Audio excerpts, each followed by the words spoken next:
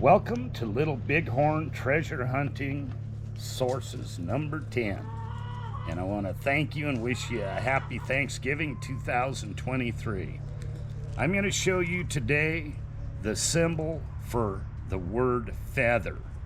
Now, unfortunately, I have sold several of these pieces at this auction in January 1920. 19th, 20th, and 21st, 2023, which I still haven't been paid for, but they were very nice examples. The first one that you'll see here, feather, belonged to bonnet, and the word bonnet also is here, and if you follow the symbols here, this is the word bonnet, and this was given to him by his father. It's a silver-mounted tomahawk pipe. Really an awesome piece that sold there. Whoever got that, even though I haven't been paid for it, got a wonderful piece. The next symbol is here, and this is on a Colt 1860 Army. It's hard to see, but on the grip it was really imprinted deeply on there. And the Colt 1860 Army serial number is 114986, and the word feather, like I said, is just so prominent on it. Whoever got that's got the best example of feather I've ever seen. And then you come over here, and this is a child's war club made for him by his grandfather. Now, with the Native Americans, when they were about 7 years old, their father or their grandfather would make them a stone war club, and they carried it with them at all times.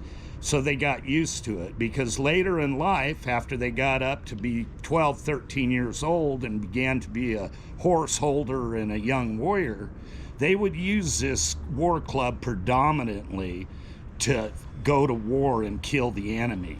Now, the history on this war club is, during my examination of this double point stone war axe club, I found the name bonnet written in Togia in 3 locations of the club's head as part of the same Togia message, grandfather, feather on the head bonnet, as shown in illustrations 1. I believe this war club is a child's club because I believe feather on the head made it for his grandson bonnet. There were 2 men with the name feather on the head, and they were related. The older feather on the head was born in 1811. After his death, his son took his name. The second father on the head was born 1831, had 2 sons with the Yantonii women. Bonnet was born in 1861, and Comes to Stop was born in 1867. And here you can see again another feather mark on that same head.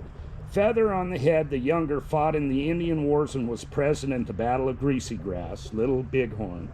Bonnet was 15 at the time of the battle, and he may have carried this club at the battle. I also found markings on the leather of the club, which makes me believe it was kept in a museum at some point.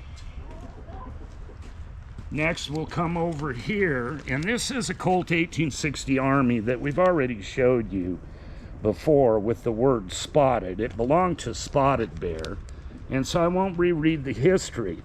But if you remember, here, the word and symbol iron that we showed you on Iron Horse's Custer carbine, there's the same symbol shown there.